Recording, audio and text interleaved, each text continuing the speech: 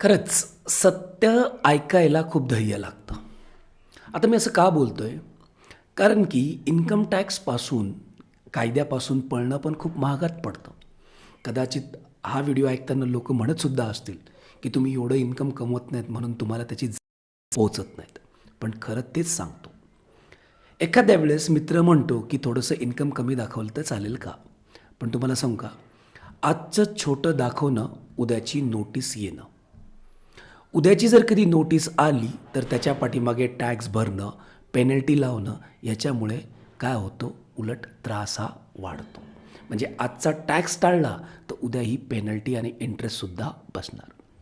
मग याच्यावर एक सोपा उपाय काय आहे? तर एक सोपा उपाय म्हणजे काय?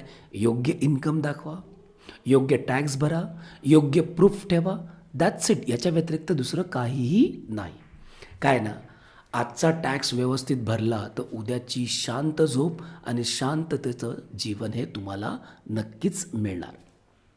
मी बऱ्याच लोकांना सांगतो, हुशारी ही टॅक्स लपवण्यात नाही आहे, हुशारी ही योग्य तो टॅक्स भरून आयुष्य शांततेत जगण्यात आहे.